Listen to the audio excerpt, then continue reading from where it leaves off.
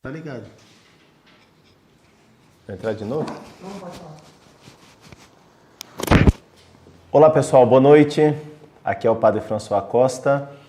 Finalmente começamos o nosso tão esperado seminário sobre o comunismo e a Igreja. Que Deus nos proteja, em nome do Pai, do Filho e do Espírito Santo. Amém.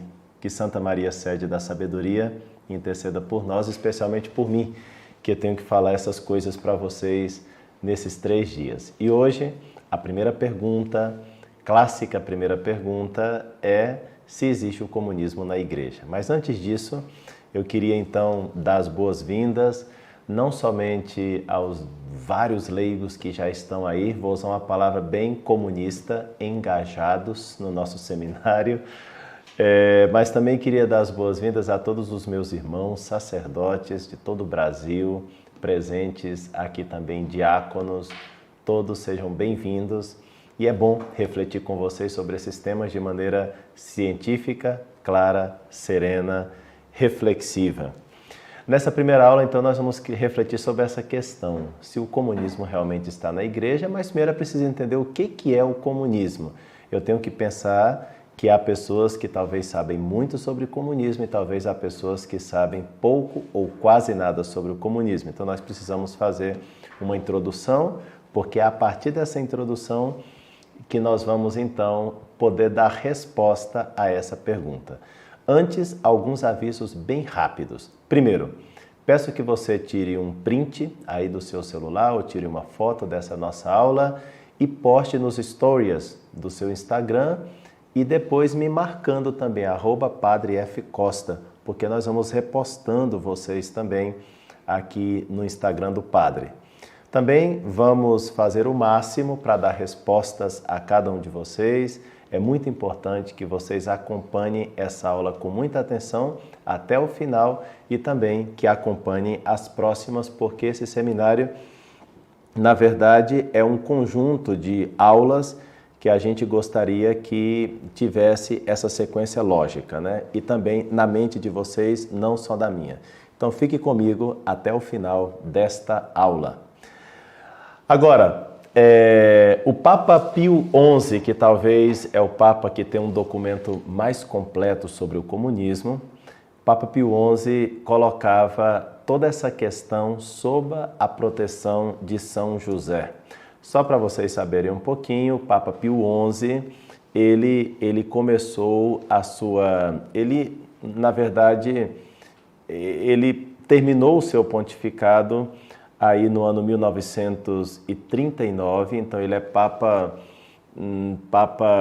que teve que enfrentar a Segunda Guerra Mundial, ele teve que enfrentar também vários conflitos internos na vida da Igreja, no mundo, etc. E em 1937 ele escreveu um documento sobre o comunismo chamado Divini Redemptoris. É verdade que futuramente eu vou na aula de amanhã explicar a vocês os distintos documentos da Igreja sobre o comunismo. Mas, de todas as maneiras, o Papa dizia assim: pomos a grande ação da Igreja Católica contra o comunismo ateu mundial sob a égide do poderoso protetor da Igreja, que é São José. Isso está no número 81 da encíclica Divini Redemptoris, do Papa Pio XI. Outra coisa que eu queria dizer para vocês é que quem está falando aqui é um sacerdote que não vive entre os ricos gloriosos do plano piloto, tá? Mas entre pessoas, assim, com condições econômicas razoáveis e algumas delas com condições econômicas talvez até certamente abaixo da média. Eu moro aqui na Ceilândia e então não moro no Lago Sul do Plano. Nada contra os sacerdotes que moram no Lago Sul, é necessário que haja sacerdotes que estejam atuando no Lago Sul, no Lago Norte e nas mais diversas regiões de Brasília, de Ipanema, Copacabana. Mas o que eu quero dizer, aqui nós somos uma região relativamente, talvez uma classe média baixa e descendo talvez, e certamente alguns setores bastante pobres. Especialmente se eu pensar em regiões muito próximas aqui da Ceilândia, como o Sol Nascente, enfim, temos situações realmente de muita necessidade, quer dizer, são pessoas que lutam no seu dia a dia. E digo isso por quê? Porque não se trata de uma experiência de alguém que está nas cortes, sei lá, em qualquer lugar, né? Mas é alguém que está situado em concreto na Ceilândia Norte, Distrito Federal, aqui, e portanto eu acho que isso também é interessante, porque o Papa Leão XIII e o Papa Pio XI, nos documentos, tinha dito aos sacerdotes: ide aos pobres, aos operários, porque eles estão mais expostos às ciladas dos agitadores para suscitar neles invejas e rivalidades. Os pobres são mais tentados a serem presa fácil dos comunistas.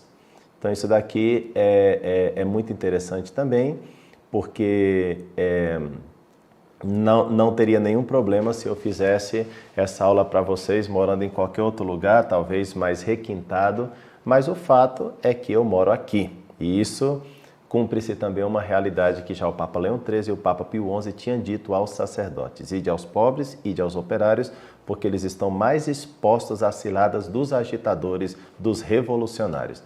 E digo que é assim mesmo, tá? Porque realmente onde há uma população mais depauperada, mais pobre, facilmente caem na mão da esquerda. Por quê? Porque a esquerda tem um discurso que chega facilmente ao encontro dessas pessoas. Por isso é interessante ter em conta isso aqui. Também o Papa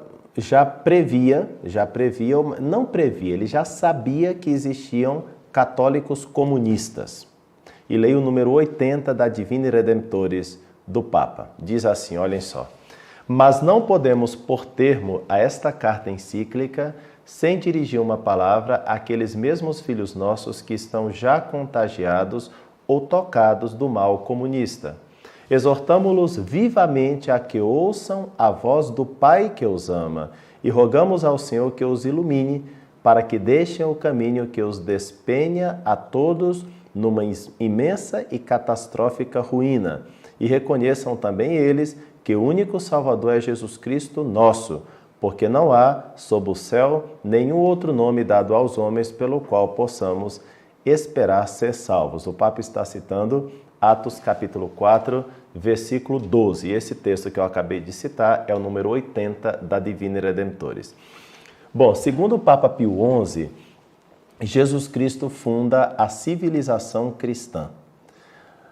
A vinda de Cristo, diz o Papa, inaugurou para todos os povos uma nova civilização cristã que vence e quase imensamente supera a que algumas nações mais privilegiadas atinjam à custa dos maiores esforços e trabalhos. Então vejam só que o Papa está muito consciente de uma série de coisas que vem acontecendo no mundo há um longo espaço de tempo já, e que ele precisa dar uma solução realista, não simplesmente dizer assim, eu penso tal coisa sobre o comunismo. Não, tem que ser muito realista. No fundo, o grande e principal combate que nós temos que fazer, se a gente for assim profundos mesmo, né? O grande e principal combate é contra o demônio, é contra a carne, ou seja, contra os nossos pecados e contra o mundo. De fato, esse mesmo Papa diz que o demônio provocou desordens nas sociedades e chega a dizer que o demônio suscitou o próprio comunismo. Vejam só, leia o Papa. Jamais cessou aquele antigo e astuto tentador de enganar a sociedade com promessas falazes. É por isso que, pelos séculos afora, as perturbações se têm sucedidas umas às outras até a revolução dos nossos dias.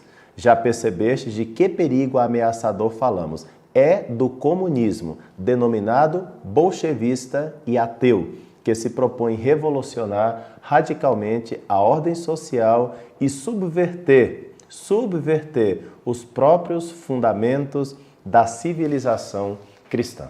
Bom, então, como vocês podem ver, o Papa explica de maneira medonha esse tema do comunismo, inclusive dizendo que provém do próprio demônio. Quer dizer que é uma coisa bastante forte a afirmação do Papa. Então, como é que o Papa Pio XI chega a essas conclusões? Bom, em primeiro lugar, esse documento foi escrito em 1937. Um ano antes, na Espanha, já tinha estourado a Guerra Civil Espanhola. Não sei se vocês sabem, mas a Guerra Civil Espanhola foi um levantamento dos comunistas na Espanha, a tal ponto que eles se levantaram de verdade contra a ordem estabelecida, contra a igreja, contra a religião, contra Deus, em apenas 3 anos, isso é, de 1936 a 1939, foram matados 7.000 sacerdotes. 7.000 sacerdotes nessa revolução comunista espanhola. O Papa até ele até cita a Espanha no documento, porque ele está consciente das atrocidades que a igreja está vivendo na Espanha por parte dos comunistas. O Papa Pio XI também é consciente que nos anos 20 os mexicanos tiveram que lutar contra o comunismo. Daí vem o famoso São José Sánchez del Rio, aquele menino de apenas mais ou menos 14 anos, que também foi para as batalhas e morreu mártir naquelas batalhas. Então, o Papa também é consciente disso. Quer dizer que o comunismo está invadindo a civilização cristã, está matando sacerdotes, está fazendo mártires. É uma situação realmente muito dramática, uma perseguição assim muito forte contra o nome de Deus, mas por causa dessas, na verdade, contra o nome de Deus, porque o nome de Deus, no fundo, é uma ordem para a civilização cristã que, certamente, o demônio não quer, essas revoluções não querem e, consequentemente, a perseguição à igreja é uma realidade constante. Basta citar nesse exato momento a perseguição que os católicos estão sofrendo na Nicarágua, um país comunista, para ver que não é tão antiquado o documento do Papa Pio XI, né? Não é tão antiquado, é altamente moderno. Bom, então, vamos entender um pouco mais por que existe essa fúria contra a religião cristã, contra o nome de Deus, e como é que isso entrou na Igreja Católica, se é que entrou na Igreja Católica, tá bom? Então, olhem só. A primeira coisa que a gente tem que saber é quem foi Karl Marx. Karl Marx, né? Karl Marx nasceu na Alemanha em 1818. No primeiro momento foi educado na religião protestante do pai, fez seus estudos, conseguiu o título de doutor, entusiasmou-se pela filosofia de Hegel, foi jornalista, inclusive por causa do seu jornalismo de denúncia contra os governos absolutistas, ele foi perseguido na Alemanha, teve que ir para Paris em 1843. Em Paris, fez uma amizade que duraria até o fim, que é uma amizade com Friedrich Engels, o famoso Engels. Com Engels, ele publicou o chamado Manifesto do Partido Comunista, isso foi em 1848. Depois, Engels, que era de uma certa nobreza, o pai tinha uma fábrica, tinha indústria, então Engels foi para a Inglaterra e, como Marx começou a ser perseguido por causa dessa promoção das revoluções nos distintos lugares por onde ele passava, então ele foi perseguido. Marx foi para Londres e lá ele se estabeleceu praticamente, inclusive, às custas do dinheiro de Engels, que era o que mais tinha dinheiro ali na amizade, né? Pelo que parece. Em 1864, Marx, desde Londres, convoca a chamada Primeira Internacional, que foi o momento de organizar as atividades revolucionárias pelo mundo. Morre em 1883 e, enquanto Marx estava sendo sepultado, Engels disse as seguintes palavras no dia do sepultamento. Escutem. Como Darwin descobriu a lei da evolução da natureza inorgânica, assim Marx descobriu a lei da evolução da natureza orgânica. Qual é? o simples fato, até agora oculto sob frondosas exuberâncias ideológicas, de que os homens devem comer, beber, morar e vestir-se antes de se ocuparem de política, de ciência e de religião. Isso daqui talvez resume o que é o comunismo, hein? Por isso eu vou ler de novo as palavras de Engels no sepultamento do Marx. Como Darwin descobriu a lei da evolução da matéria inorgânica, assim Marx descobriu a lei da evolução da natureza orgânica. E é interessante que ele use a palavra evolução, porque o sistema marxista depende de Hegel, outro filósofo alemão também, que foi seguido por Karl Marx. E na filosofia de Hegel, as coisas são todas muito fluídas. Hoje em dia, nós podemos ter uma determinada burguesia, que seria uma espécie de tese, que seria uma espécie de coisa que está aí. Só que para a gente conseguir fazer uma sociedade sem classes, nós precisamos de uma antítese, de uma antítese, que é o proletariado. O proletariado, a antítese da tese, a tese é a burguesia, o proletariado é a antítese, precisa entrar numa luta armada, já na visão do Karl Marx, né? Em Hegel, basta um certo confronto, de tal maneira que no confronto da antítese contra a tese, nós vamos ter uma síntese. Aplique-se isso ao marxismo. Então, a burguesia vai ser a tese, o proletariado vai ser a antítese, o proletariado deve se insurgir, deve brigar com a burguesia, deve fazer uma verdadeira luta armada. Para Marx é muito importante a luta armada, tá? E daí vai surgir uma nova síntese, que seria uma sociedade sem classes. Por isso é interessante a palavra evolução. Houve um tempo em que a tese e a antítese era a burguesia e o proletariado. À medida em que o marxismo vai progredindo, a tese e a antítese pode ser o homem e a mulher. Aqui vem o feminismo, tá? Quem é a oprimida? Quem é a proletária? A mulher. A antítese. Quem é o opressor? Quem é a burguesia? Quem deve ser massacrado? O homem.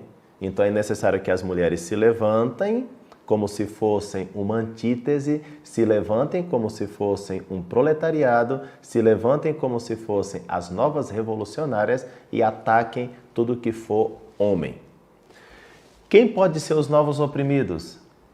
Aqui no Brasil e na América Latina, os oprimidos podem ser os pobres. Quem são os opressores? Os burgueses das fábricas e não sei o que mais. Então, daqui a pouco a gente já está chegando numa espécie de teologia da libertação. De novo, o mesmo sistema. Quem pode ser o opressor? O homem, branco, não sei o que mais e tal. Quem vai ser o oprimido? Vai ser o negro. Então, a gente vai ter que trabalhar o racismo. De novo, aplique-se de novo a outra realidade.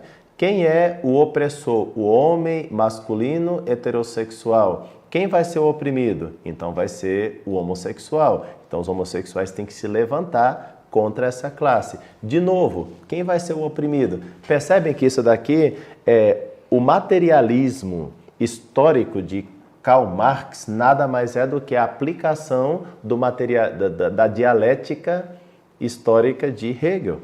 Por isso, essas palavras de Engels no dia do sepultamento do Marx dizem muito. Como Darwin descobriu a lei da evolução da natureza inorgânica, assim Marx descobriu a lei da evolução da natureza orgânica. Outra coisa interessante que aparece nessa fala dele, que resume bastante bem o que é o comunismo. O simples fato de que os homens devem comer, beber, morar e vestir antes de qualquer outra coisa. Por isso, aparece aqui o materialismo. O materialismo. Então, aqui, em princípio, a gente até diria ok, porque realmente se você não come, você morre, como é que você vai pensar? Os antigos já tinham uma frase semelhante, como dizem, primum vivere deinde philosophare, né? Primeiro viver e depois pensar. Mas não é nesse sentido que ele está falando aqui. né? Realmente, no pensamento marxista, o materialismo, quer dizer, a matéria como princípio de praticamente tudo, é algo imperativo.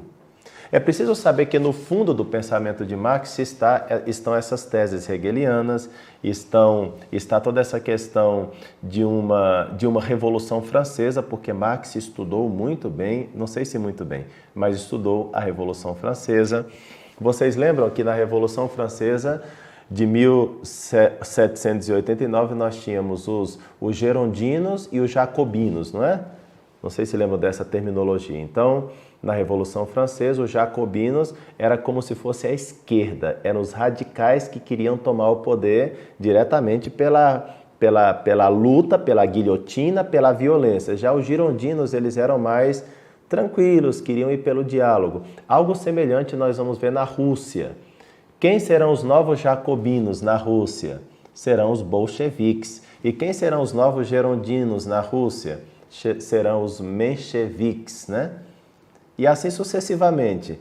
Só que Lenin, num determinado momento, ele descobriu que moderados e extremistas podem se unir. Em determinado momento, Lenin, vendo as discussões dentro do Partido Comunista entre os moderados e os extremistas, que em todo lugar tem isso, né? Tem gente que quer logo fazer a coisa acontecer e tem gente que quer fazer a coisa acontecer, só que devagarzinho, comendo pelas beiradas, né? Então Lenin, ele teve a brilhante ideia de dizer o seguinte: não, vamos fazer o seguinte, vamos dar a impressão que nós estamos divididos, bolcheviques e mencheviques na Rússia. Na verdade, nós queremos a mesma coisa, nós queremos a revolução, nós queremos que o rei, no caso da Rússia, o czar, né? O César da Rússia, o imperador da Rússia, no caso, naquele tempo era Nicolau, que ele caia, que a igreja caia, que o poder caia e que a monarquia caia e que tudo caia. Mas vamos dar a impressão aqui que nós estamos separados, bolcheviques e mencheviques, mas na verdade nós estamos muito unidos no nosso objetivo. Só que, claro, enquanto os mencheviques distraem um pouco as atenções, os bolcheviques vão diretamente para o ataque, né? Então isso está presente. Bom, para Karl Marx, o mais importante na sociedade é o elemento político. Quer dizer, não é o elemento político, nem o religioso, mas o econômico, né? Então, a economia, para Karl Marx e, consequentemente, toda a questão do básico da alimentação, da bebida, do material, vai realmente estar como que tomando conta de toda a mente dele. Por isso o Papa, na sua encíclica, vai dizer que o comunismo é profundamente materialista. Materialista não naquele sentido clássico, né? Que primum vivere deinde philosophare, primeiro viver, depois filosofar. Não, é que a base de tudo, é que o motivo pelo qual, a finalidade da nossa vida, todo mundo deve girar em torno disso aqui, né? Comida, bebida. Ok. Bom, e quem foi o amiguinho dele? O Friedrich Engels. Nasceu em 1820, na Alemanha, e falece em Londres em 1895. Desde jovem, Engels estudou filosofia, trabalhava na indústria, queria derrubar a religião tradicional e revolucionar a ordem do Estado. Engels, em vários ambientes, parecia sempre um perigo, né? Morou na Inglaterra de 1842 a 1844, depois foi para Paris, onde conheceu Karl Marx, seu grande amigo, participou da Liga dos Comunistas em 1847, publicou junto com Marx o Manifesto do Partido Comunista em 1848, retorna para a Inglaterra, acolhe Karl Marx, financeiramente ajuda Karl Marx, publicou várias obras. Essa que eu acabei de citar, também publicou outra obra chamada A Ideologia Alemã, que também publica em parceria com Karl Marx, e um livro também que eu acho que é muito interessante para a gente conhecer a maldade intrínseca do comunismo. É um livro que saiu em 1884. Esse livro é maravilhoso para conhecer isso aqui, hein? Que é a origem da família, da propriedade privada e do Estado. Bom, então, no Manifesto Comunista, que foi publicado em 1848, Engels e Marx explicam o seguinte: A sociedade burguesa brotou das cinzas da sociedade feudal e merece elogios pelo império que ela criou. Contudo, cito literalmente agora, tá? À medida que a burguesia, isto é, o capital, se desenvolve, na mesma proporção se desenvolve o proletariado, a classe trabalhadora moderna, uma classe de trabalhadores que vivem apenas enquanto encontram trabalho e que só encontram trabalho durante esse tempo à medida em que seu trabalho aumenta o capital. É uma primeira observação muito interessante. Pessoal, e esse discurso aqui, ele é muito envolvente para alguém que está trabalhando ou que recebe mal do seu trabalho, salário baixo, não consegue alimentar a família direito e, além do mais, vê que os seus direitos não são respeitados. Por isso, aqui eu preciso entrar com uma outra componente, que o Papa Pio XI também afirma que está na raiz do comunismo. Quer dizer, não é que está na raiz no sentido da relação causa-efeito, mas está na raiz no sentido de que há uma espécie de condição, né? Quer dizer, há uma condição. Eu vou citar até o Papa para ficar melhor ainda. No número 16 da Divini Redemptoris. Será conveniente recordar que os mesmos operários, em virtude do... Essa é a palavra, tá? Liberalismo econômico. Em virtude dos princípios do liberalismo econômico, tinham sido lamentavelmente reduzidos ao abandono da religião e da moral cristã. Olha só que interessante. Vocês sabem o que é o liberalismo econômico? Então, é uma doutrina, claro, que tem uma doutrina econômica que tem várias pessoas por trás, mas talvez o mais importante seja Adam Smith, século XVIII, que se caracteriza por uma não intervenção do Estado na economia,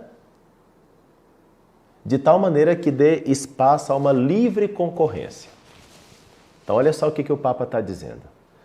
O liberalismo econômico foi uma condição para que surgisse o comunismo. Porque olha só como explica o Papa. Muitas vezes, o trabalho por turnos impediu até que os proletários, os trabalhadores nas fábricas, observassem os mais graves deveres religiosos dos dias festivos. Claro, se você trabalha de domingo a domingo, 13 horas por dia, como é que você vai à missa? O Papa está dizendo isso, né? Não houve o cuidado de construir igrejas nas proximidades das fábricas, nem de facilitar a missão do sacerdote. Antes, pelo contrário, em vez de se lhes pôr embargo, cada dia mais e mais se foram favorecendo as manobras do chamado laicismo. Essa é outra palavrinha que o Papa toca aqui que daria um outro seminário, tá? O que é o laicismo? E trabalhar como é que isso se infiltrou em vários aspectos da sociedade. Então, vejam só, o liberalismo econômico, ao defender a não intervenção do Estado na economia e, portanto, levar a livre economia até uns patamares enormes e criar um capital gigantesco na mão de poucas pessoas, fez com que realmente as pessoas nas fábricas não tivessem tempo para nada, nem para religião, nem para Deus, nem para a família. Ficou muito difícil tudo isso. Com isso, esses operários foram se afastando de Deus, foram se afastando de suas famílias. Entrou o laicismo, que não é a mesma coisa que laicidade, tá? Por isso eu precisava de um outro seminário para explicar o laicismo, né? Mas deixa isso para lá. E o Papa fala, exatamente, o liberalismo econômico e o laicismo deixaram como que o campo preparado para entrar o comunismo. Vejam que o Papa, porque o pessoal me falou muitas vezes, quando eu estava preparando e anunciando esse seminário, muita gente falou, por que o senhor não faz um seminário sobre o capitalismo, sobre o liberalismo econômico? Por que vai falar só sobre o comunismo? Olha, e eu falei, em algum dos meus pequenos vídeos, eu disse o seguinte, pessoal, eu vou falar sobre o comunismo em primeiro lugar porque eu quero, né? Em segundo lugar, porque mais do que papista, eu sou mariano. E o que me move a fazer um seminário sobre o comunismo é porque Nossa Senhora, em Fátima, em 1917, ela disse claramente que a Rússia espalharia os seus erros pelo mundo. E como condição para que isso não acontecesse, ela colocou a consagração da Rússia ao seu Imaculado Coração, que parece que só foi feita há pouquíssimos meses atrás, né? Tal qual Nossa Senhora queria. Mas não adiantou muito, porque... Não é que não adiantou, né? Deixa eu explicar isso melhor. Em relação aos propósitos de 1917, não adiantou. Por quê? Porque a Rússia já espalhou os seus erros pelo mundo. Quer dizer, se consagrou a Rússia tarde demais ao Coração Imaculado de Maria. Então não adiantou nada nesse sentido. Claro que adianta, né? Enfim, uma consagração tem sempre um valor grande, né? Não estou desmerecendo o valor da consagração em si, mas para o objetivo, Nossa Senhora pediu uma consagração da Rússia ao seu Imaculado Coração para que a Rússia não espalhasse os seus erros pelo mundo. Os erros são esses, porque no dia 25 de outubro de 1917, os bolcheviques, exatamente em outubro, no último mês da aparição de Nossa Senhora, vocês lembram que Nossa Senhora apareceu em Fátima de maio até outubro de 1917. Pois bem, no mesmo 1917, o rei abdica do trono na Rússia, os bolcheviques tomam o poder, quer dizer, primeiro um partido moderador ali, né? Depois, Lenin sabe que não é o momento dele chegar mesmo, mas no dia 25 de outubro de 1917, ele toma o poder e aquilo ali acabou, está na mão dos bolcheviques, da revolução, contra a religião, contra Deus, contra tudo, o que é ordem. Então, vejam só que interessante, estão acontecendo uma série de revoluções na Rússia. 1917 é o ano. Exatamente nesse ano, Nossa Senhora aparece em Fátima e fala: o que está acontecendo na Rússia é terrível. E a Rússia vai espalhar os seus erros pelo mundo. Eu quero oferecer a vocês uma maneira de que a Rússia não espalhe os seus erros pelo mundo. Por favor, consagrem a Rússia ao meu Imaculado Coração. Não fizeram. E a Rússia espalhou os seus erros. Então é nesse sentido que eu digo que a consagração, feita há poucos meses atrás, não adiantou nada, porque já está tudo espalhado. Já pegou por todos os lados. Claro que pode ter uns efeitos maravilhosos a partir de então, mas enfim, o propósito era outro, né? É nesse sentido. Então, por isso... Mas eu não posso deixar, eu falo do comunismo porque mais do que papista eu sou mariana. E Fátima, para mim, Fátima é a profecia sobre o século XX. Hein? Não tem nenhuma aparição de Nossa Senhora, a meu ver, mais importante do que Fátima. Nenhuma. Porque tá bom, Nossa Senhora de Guadalupe, fantástica, maravilhosa, é a mesma Virgem Maria, mas pega aqui um pedacinho, né? Pega o México e um pouquinho da América, legal, muito bem. Lourdes, muito bem, maravilhoso, lá as meninas, a Bernadette Soubirous, uma história fantástica de Santa Bernadette, os doentes vão lá, ficam curados, fantástico, maravilhoso, né? Mas é que Fátima é uma mensagem que interpreta o mundo, não é Portugal simplesmente. É que Fátima diz respeito ao Brasil, diz respeito ao México, diz respeito à Rússia. Fátima é uma mensagem assim tão global, tão gigantesca, que a gente ainda precisa aprofundar mais na mensagem de Fátima. Tá aí outro tema de seminário, né, que se poderia fazer, a mensagem de Fátima e o globalismo, né? Maravilhoso esse tema, né? Já estão suscitando temas aqui novos. Mas querendo falar do comunismo por ser mariano, por querer atender essa realidade que Nossa Senhora deixou bem claro em Fátima, eu não podia deixar de falar algo também desse liberalismo econômico, desse capitalismo. O Papa São João Paulo II falou muitas vezes que se por um lado está o comunismo horroroso, por outro está o capitalismo selvagem, igualmente horroroso. Então a Igreja Católica, ela tem sempre esse equilíbrio, né, nas coisas. E eu quero mostrar para vocês realmente como a gente percebe esse equilíbrio também. Bom, então a gente tem que continuar aqui, porque senão a gente não chega, né, ao assunto. Então, a Rússia espalhou seus erros pelo mundo. Vejam só, Rússia, China, Cuba, Coreia do Norte, Argentina, Venezuela, Colômbia, Peru, Nicarágua, México. tudo no comunismo. Atualmente é chamada de a onda rosa. Não sei nem por que não chama onda vermelha, né? Talvez que evoluiu também, né? O vermelho já está antiquado, o vermelho já perdeu a sua consistência, né? Então ele já está numa nova evolução e realmente o vermelho, quando você mistura um pouco mais de tinta branca, aquilo fica rosa, né? Bom, o que não ficou vermelho rosa ainda aqui nessa região? O Brasil, o Equador, a Guatemala e a Costa Rica. Mas também tudo pode ficar vermelho rosa, né? Aí depende de vocês, depende de cada um de nós, né? Depende de cada um de nós. E desses países que ficaram, que ainda não caíram na onda rosa ou na onda vermelha, como queiram chamar, o Brasil é peça-chave. O Brasil é peça-chave para entender a política americano-centro-latina. Nós somos um país com umas capacidades, nós somos um continente dentro desse continente. A grandiosidade do Brasil, a matéria-prima do Brasil, a maravilha que é o Brasil, inclusive já começa a comemorar o nosso 7 de setembro, falando dessas coisas, né? Vejam só que a Rússia era um país gigantesco e a União Soviética gigantesco. Vocês sabem que os grandes revolucionários, Lenin, Trotsky, Stalin, não dá tempo de falar de todos, né? Mas todos esses estão ali naquela região. Por exemplo, a gente pode até chamar digamos assim, dessa elite, essa elite comunista, né? Está ali naquela região. A criação dos chamados sovietes, né? Os sindicatos. Bom, a gente percebe que realmente a Rússia espalhou seus erros pelo mundo. E eu citei aqui Lenin, Trotsky e Stalin porque são os três revolucionários dessa época, né? Lenin, inclusive, é irmão de uma pessoa que tentou matar o czar, né? Só que tentou matar o Alexandre III, né? Da Rússia. Não deu certo e enforcaram o Alexandre III. E aí foi quando Lenin entrou em ação um pouco para vingar a morte do irmão.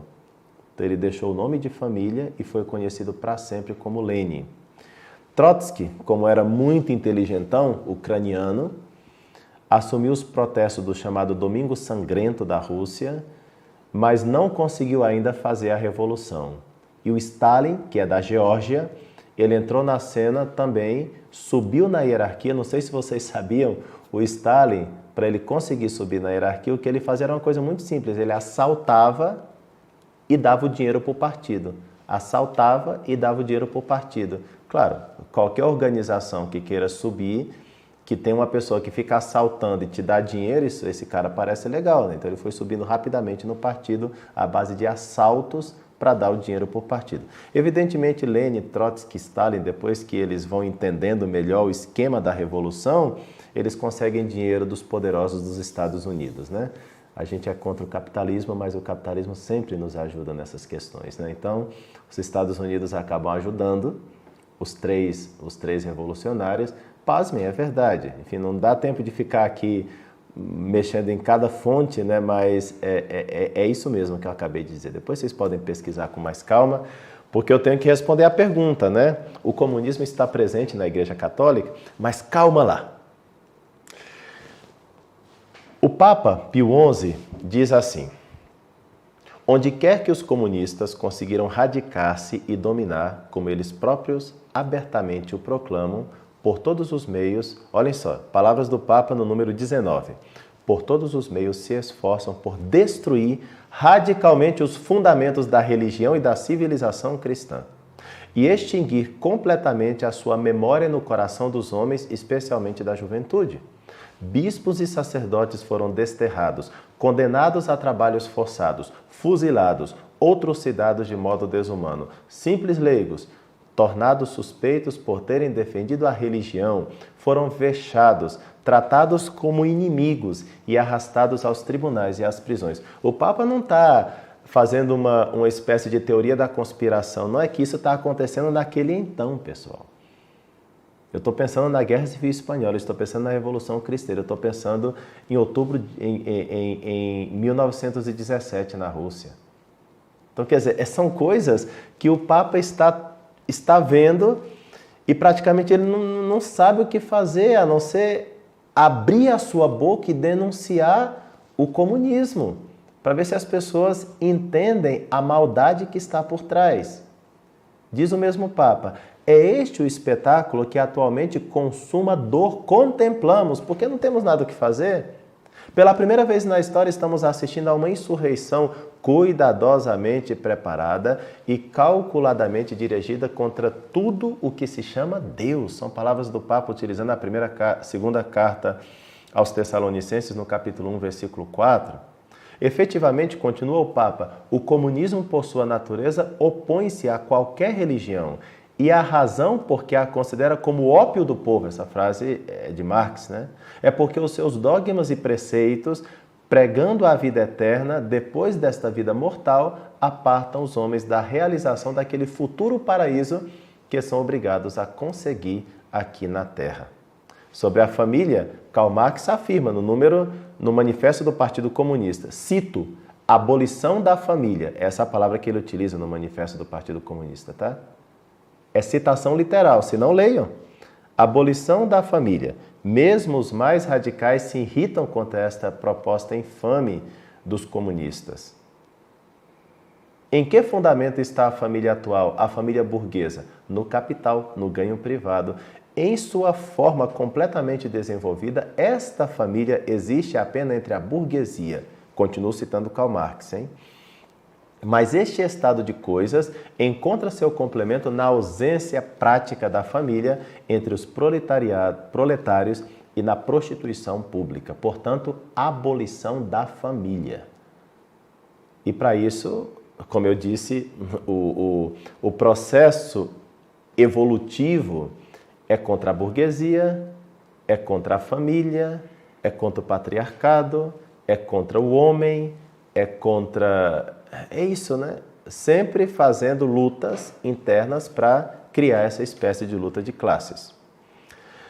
Inclusive, aqui, vamos ver uma coisa.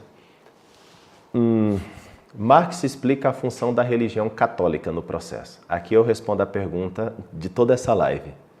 No Manifesto do Partido Comunista ele diz assim, nada é mais fácil do que dar ao ascetismo cristão um toque socialista. Está escrito, hein?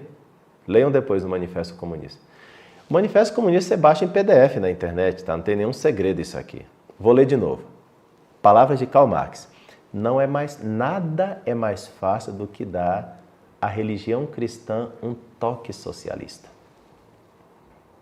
O cristianismo não se declarou contra a propriedade privada, contra o casamento e contra o Estado?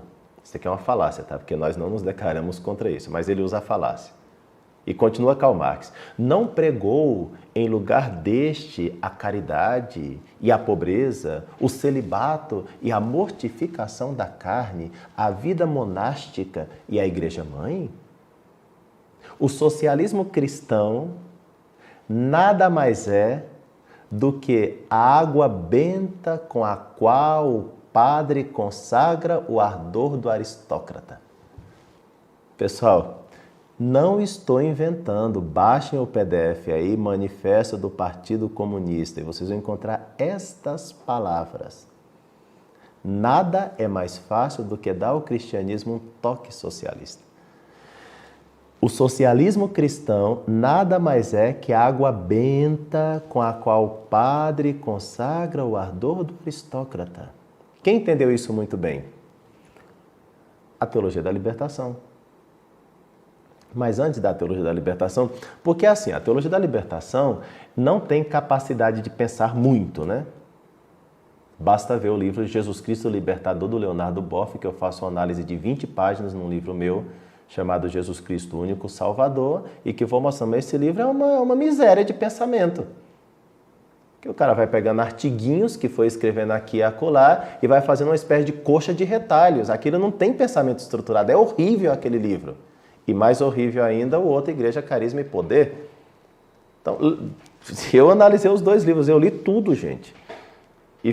Mas que coisa tão pouco científica, né? David Friedrich Strauss. Esse foi talvez o filósofo mais importante para entender como é que o comunismo entrou na Igreja Católica. Então, o comunismo entrou na Igreja Católica? A resposta é sim. Agora eu vou provar. Tá? Depois da morte de Hegel, nós tivemos duas facções. A chamada direita hegeliana e a esquerda hegeliana. Poderíamos continuar fazendo o paralelismo com a direita hegeliana seria como os girondinos, os mencheviques e todo o socialismo. A esquerda hegeliana seriam os jacobinos na Revolução Francesa, os bolcheviques na Revolução Russa e o comunismo, para a gente entender. A esquerda hegeliana.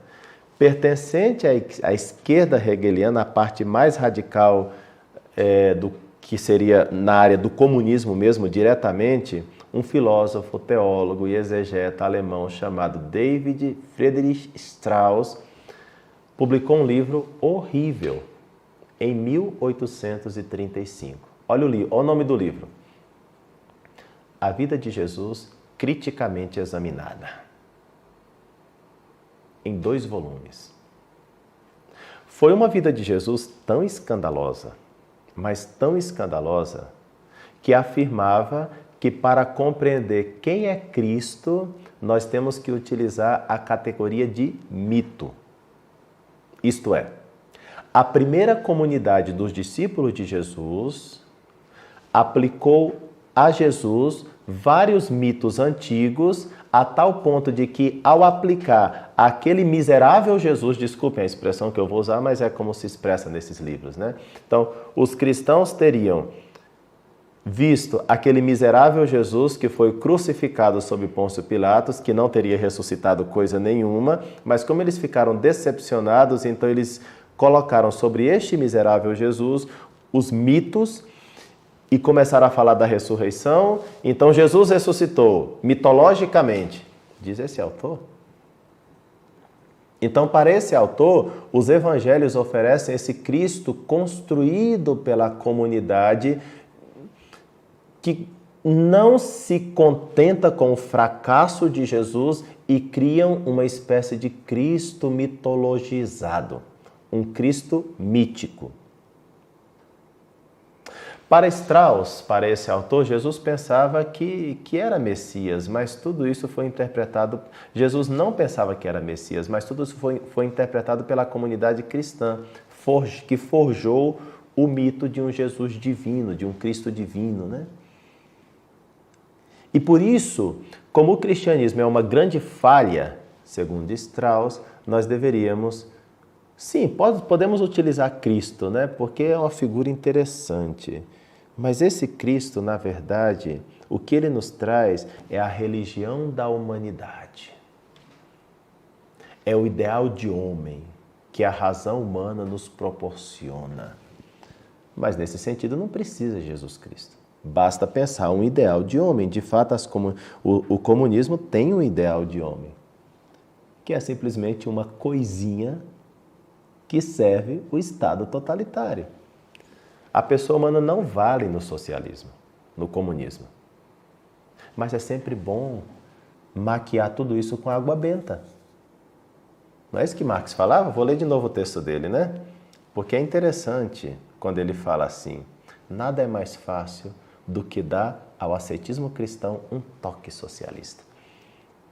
Vem Strauss e fala essas barbaridades que eu acabei de ler aqui para vocês, que é para destruir a fé mesmo, né?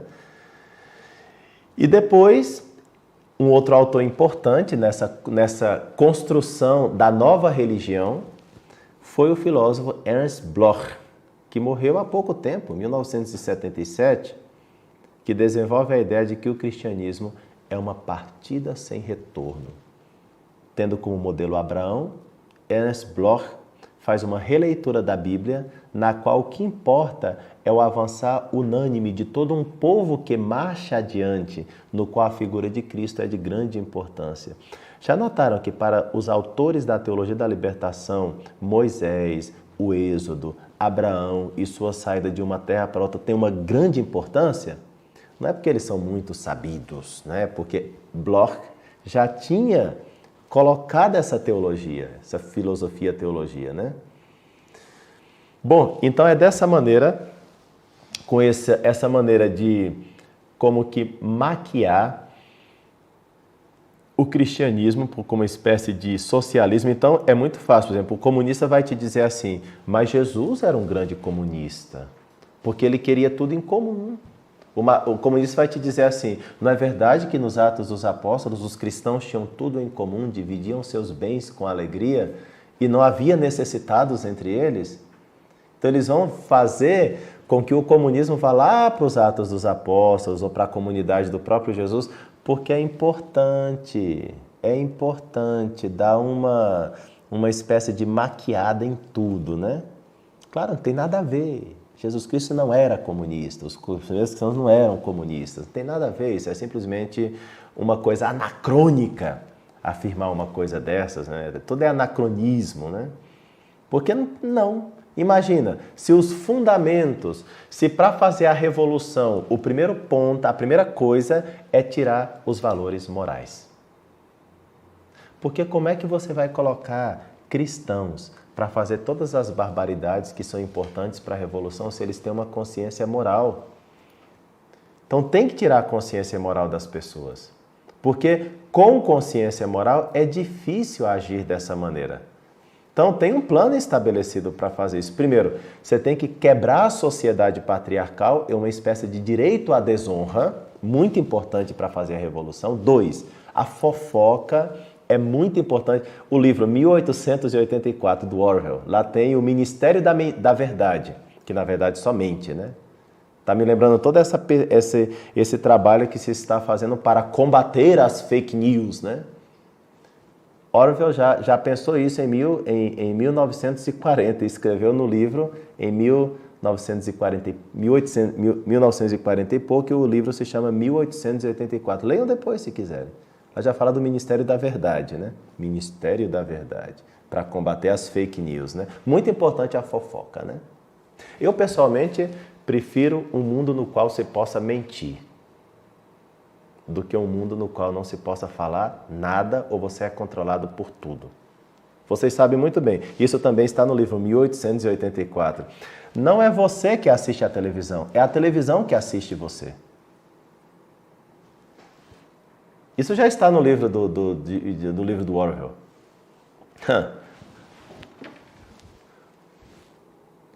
Não é você que assiste a televisão. A televisão já foi pensado na primeira metade do século.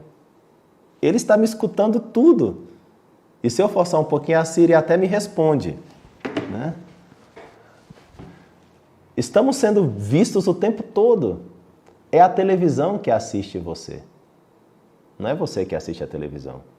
Claro, na época, Orwell tinha que falar com a televisão, né? Ele não conhecia ainda a internet, estamos aí na primeira metade do século XX, então ele não pode usar a nossa linguagem atual. Ele adiantou tudo, mas o termo técnico, né? tinha que estar em voga, não estava ainda, né? Outra coisa importante, proliferar o medo. O medo de você falar, de você dizer, porque eu posso ser processado, porque eu posso ser multado, porque... Não preciso tirar muitas consequências disso aí, né? Faz parte. Finalmente, a classe revolucionária assume o Estado. No fundo, os revolucionários não querem um desgoverno numa igualdade de classe. O que eles querem é o governo. Quer dizer, na verdade é assim, você tem os burgueses aqui, né, que dominam a aristocracia, e você tem os proletários. Aí você suscita os proletários para assumir o lugar dos burgueses. Como dizia de novo Orwell, desculpem citá-lo de novo, né? Mas a frase é dele, né? Na Revolução dos Bichos. Todos são iguais, só que uns são mais iguais do que outros, né? E é assim. Os proletários, quando eles chegam no poder, claro que eles vão ter comidas melhores, claro que eles vão ter roupas melhores, claro que aonde eles moram é muito melhor, né? Não é todo mundo igual. Claro, todo mundo é igual, mas alguns são mais iguais do que outros, né? Sempre foi assim. Me parece que é natural que seja assim, entendeu? É mais, nem no céu nós vamos ter a igualdade. A igualdade não é cristã. Apocalipse capítulo 4 e capítulo 5. como é que está lá descrito o céu? Só para a gente perceber um pouquinho como funciona isso, né? Está lá o trono de Deus. Ao redor do trono e em volta existem 4 seres vivos. Ao redor do trono e em volta estão 24 anciãos. Ao redor do trono e em volta estão 144 mil lavados no sangue do Cordeiro. E depois está uma multidão que ninguém podia contar, de todas as raças, povos e nações. Desde o trono de Deus, espera, eu esqueci o Cordeiro, desculpa, eu esqueci o Cordeiro, que horror, né? O trono do ancião, que vive pelos séculos dos séculos, o Cordeiro, os 4 seres viventes, os 24 anciãos, os 144 mil, não dá igualdade, né? Não dá igualdade, não dá igualdade. Os 24 anciãos, representante do povo antigo e do povo novo, 12 tribos de Israel, e os 12 apóstolos do Senhor, não é igual que os 144 mil, né? São Paulo fala que ele chegou ao 7º céu, então quer dizer que tem 6 céus antes, né? Para o cristianismo, a justiça não é igualdade, é dar a cada um o que é seu, né? Então, a teologia da libertação, sem dúvida alguma, foi a presença do comunismo na igreja. É a presença do comunismo na igreja. É a presença do comunismo na igreja. Uma corrente de orientação marxista. Agora os padres que estão me escutando talvez vão me corrigir e vão dizer assim, não, mas tem uma teologia da libertação boa, né? Eu sei, queridos padres, que leram os documentos sobre a teologia da libertação, gloriosamente emanados pela Congregação da Doutrina da Fé, quando era prefeito o Panzerkardinal, né, o cardeal tanque, né, como foi chamado, Josef Ratzinger. Eu sei dos 2 documentos. Eu sei que nesse documento fala que pode ser que exista uma teologia da libertação que não seja de cunho marxista. O que acontece é que eu não conheço essa tal teologia. Ela existe no documento do Magistério da Igreja, está até bonito, né? Mas qual?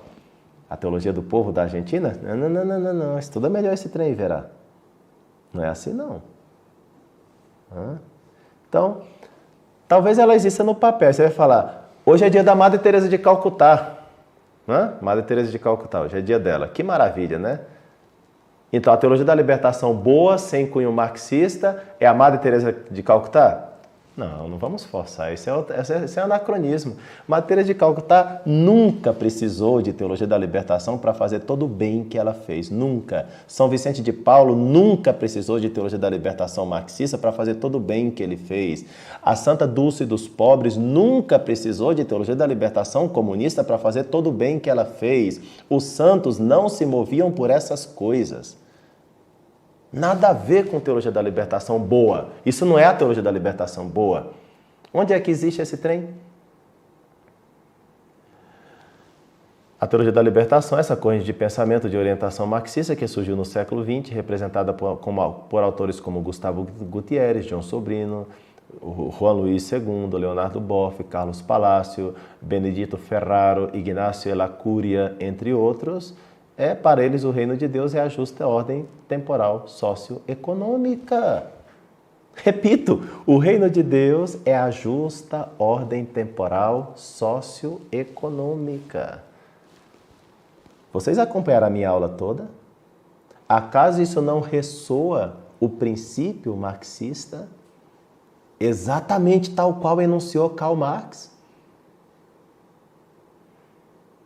Toda a teologia para esses autores, em lugar de partir da revelação de Deus, deve pautar todas as realidades, vendo a realidade social, a miséria humana e somente depois referir-se a Deus, que por sinal vai ser assim talvez essa água benta jogada numa aristocracia para ver se a gente pouco a pouco vai ganhando espaço numa mentalidade mais bem menchevique, ainda que em alguns momentos foi bem bolchevique, mas a gente tem que ir com calma. Vou terminando citando as últimas palavras de Karl Marx no Manifesto do Partido Comunista. É tão bom a gente ler os inimigos, né? Porque a gente sabe aonde está o veneno e como é que a gente pode fazer um antídoto a partir do veneno da cobra, né? Da serpente. do dragão vermelho, né? Em suma, diz Karl Marx, os comunistas em todos os lugares apoiam os movimentos revolucionários contra a ordem social e a política existente. Finalmente, eles trabalham em todos os lugares pela união e acordo dos partidos democráticos de todos os países. Os comunistas declaram abertamente que seus fins só podem ser alcançados pela derrubada, pela força de todas as condições sociais existentes. Deixe as classes dominantes tremerem em uma revolução comunista. Os proletários não possuem nada a perder a não ser as suas correntes. Eles têm um mundo para vencer. Trabalhadores de todos os países, unam-se. Trabalhadores de todos os países, unam-se. Trabalhadores. Bom, pessoal, eu acho que no YouTube eu não posso falar demasiado, mas eu acho que todos vocês têm que aprender a concluir a partir do que se falou aqui, né? Porque realmente onde a teologia da libertação chegou, esvaziou os seminários, retirou a piedade do povo e as igrejas vão ficando vazias. Quem diz isso é uma pessoa que foi adepta do socialismo utópico, que foi Fyodor Dostoiévski, que eu gosto muito desse autor, muitíssimo, não pouco, muitíssimo. O melhor literata russo de todos os tempos.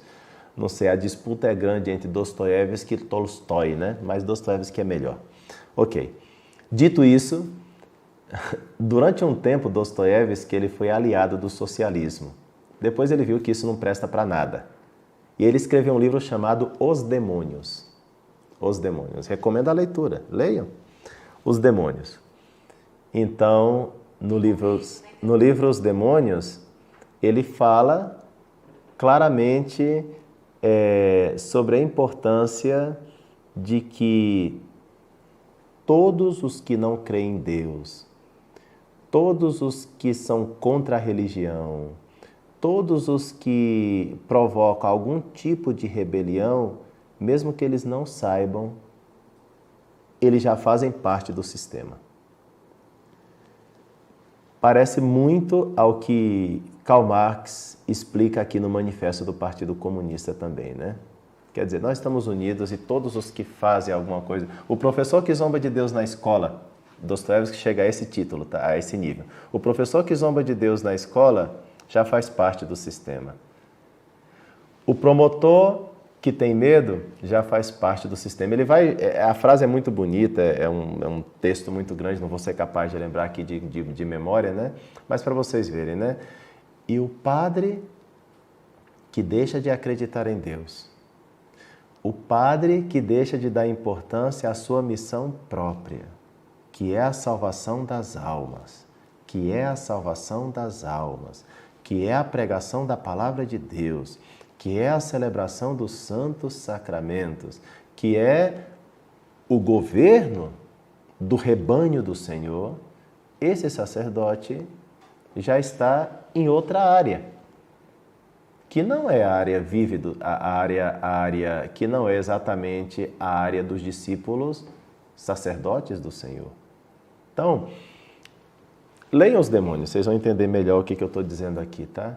Então, uma série de ações que foram feitas na igreja para diminuir a fé, para diminuir a piedade, ou seja, para diminuir a nossa ligação com Deus. A palavra piedade tem a ver com isso.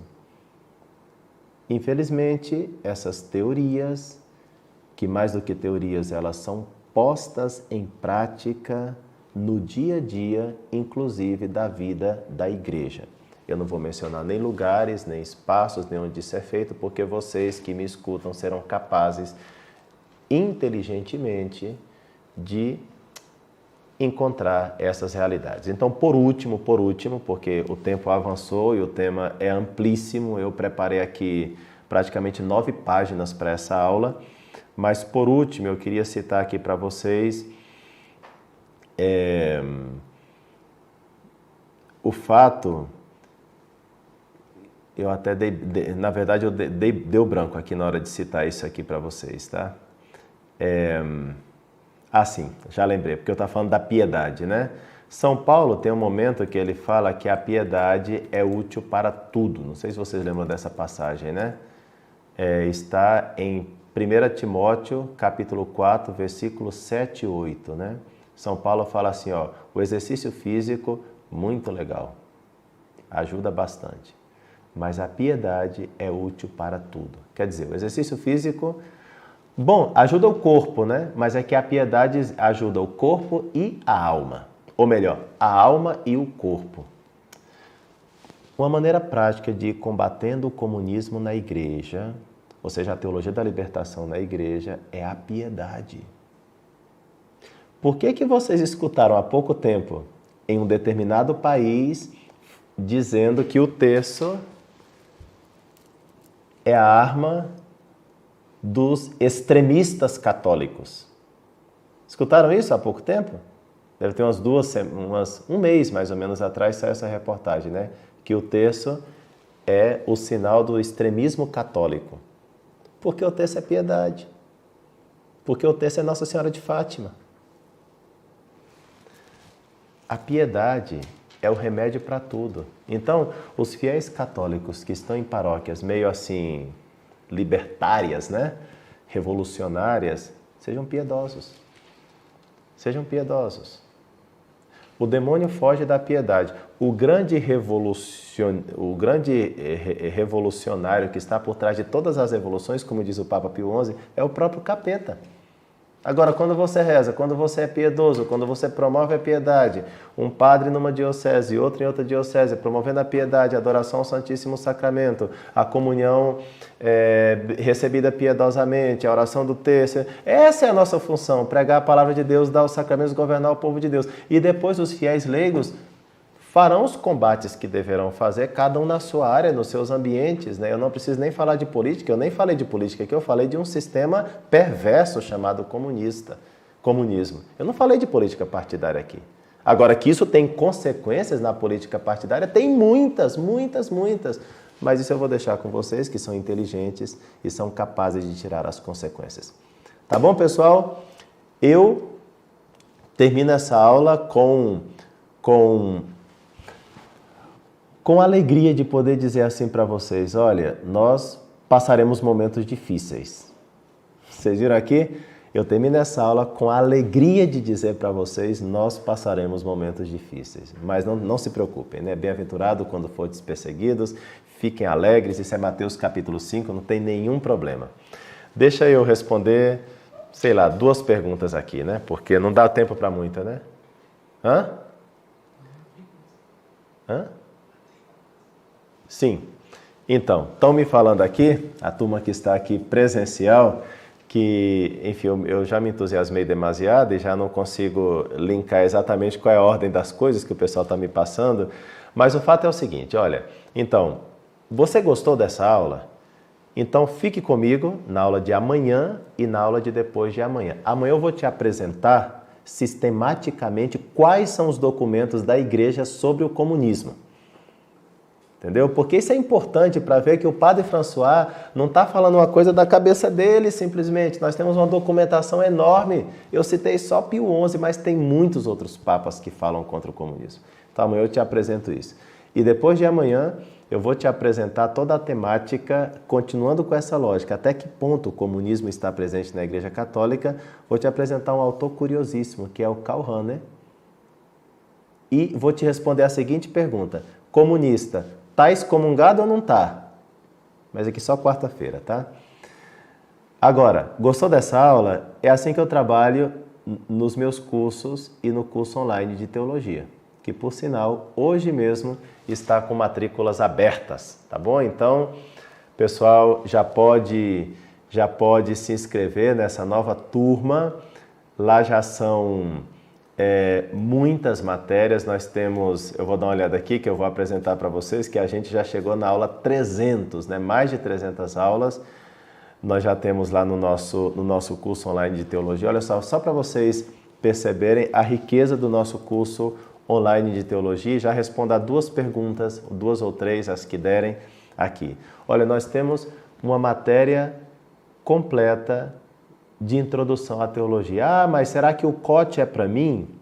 Será que eu sou capaz de acompanhar o curso online de teologia do Padre François? Será que ele não vai falar muito difícil naquelas aulas e eu não tenho base para isso?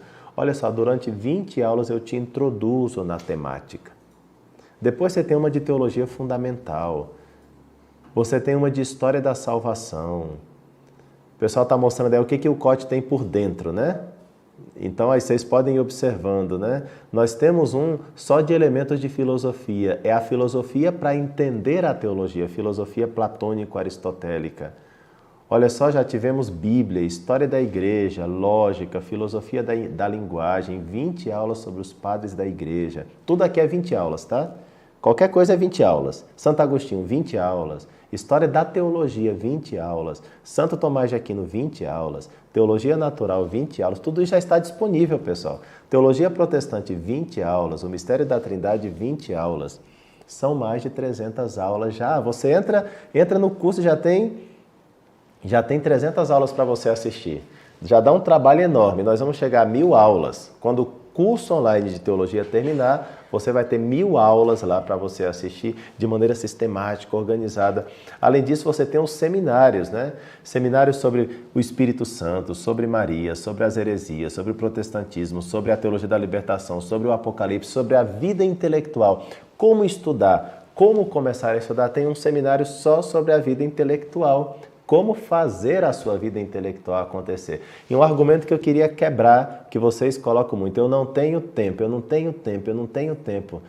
Pessoal, Bento XVI é aquela cabeça magnífica, sendo bispo, arcebispo, prefeito da Congregação para a Doutrina da Fé, ele também só tinha 24 horas. Só tinha 24 horas e estudava uma barbaridade, escreveu muitos livros. Eu não peço que você seja como Bento XVI, mas você tem 24 horas como ele tinha.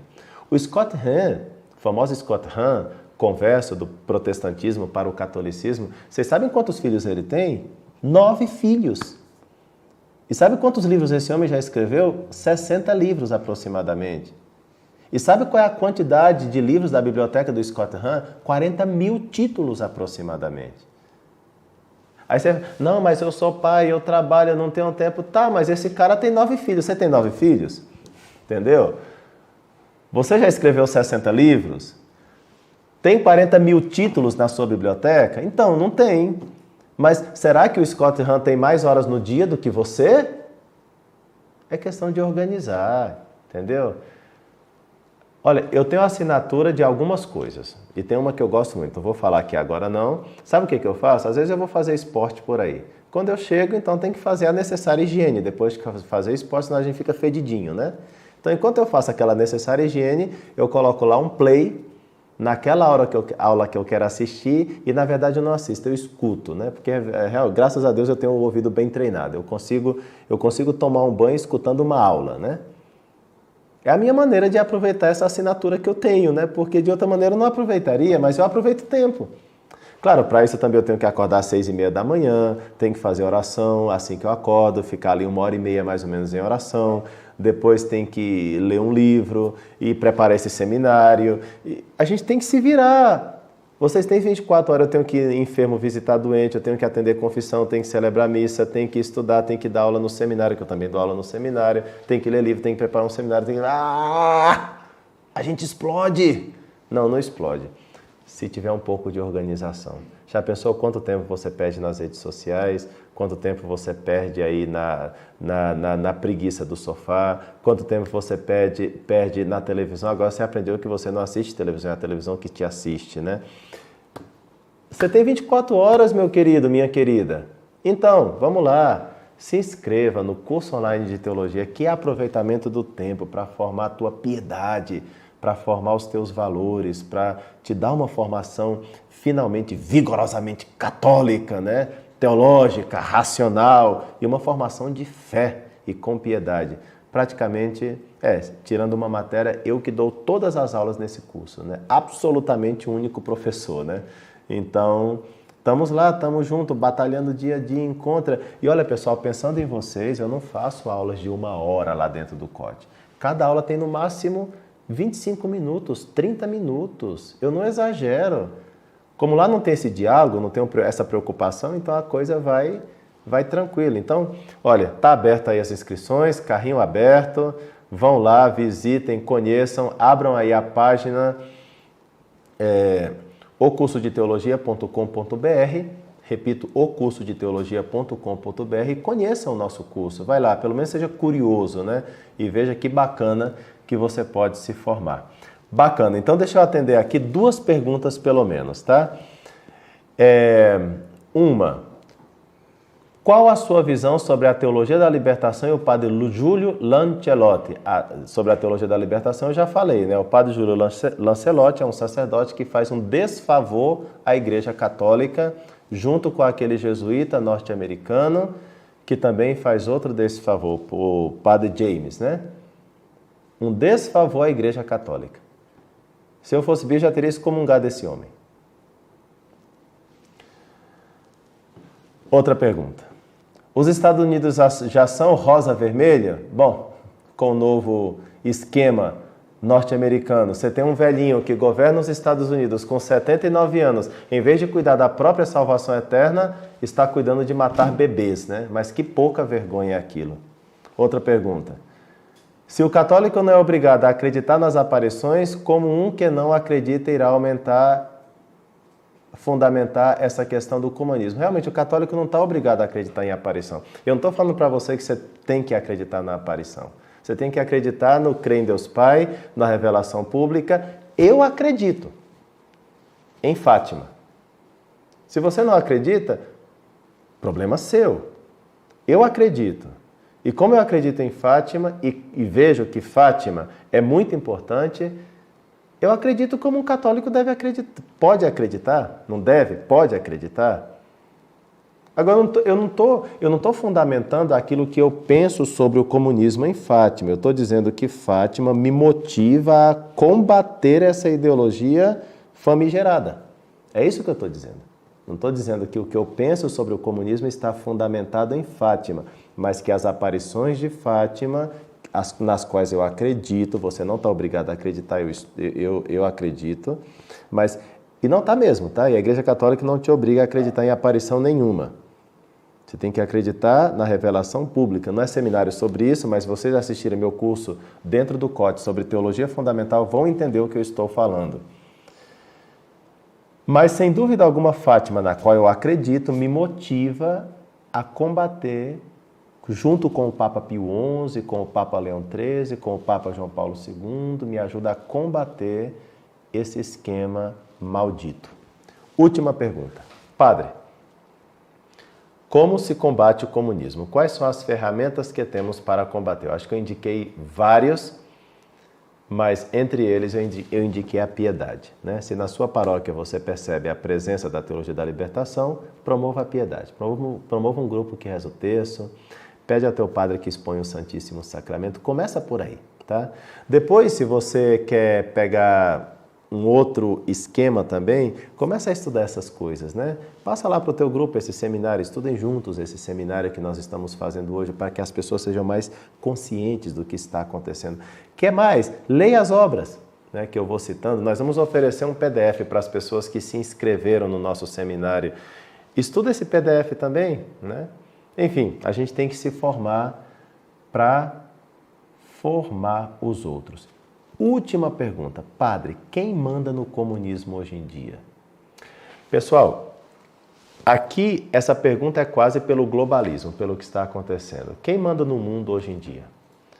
Eu acho que eu posso resumir em 3 países. Inglaterra, Estados Unidos e China. Agora vocês querem que eu justifique isso, né? Vou dar só umas pistas aqui. Em primeiro lugar, Inglaterra e Estados Unidos, os países que venceram na Segunda Guerra Mundial. Vocês não imaginam o que significa Buckingham e os banqueiros de Londres. Isso daqui seria toda uma pesquisa. Vocês colocam muito acento na ONU, né?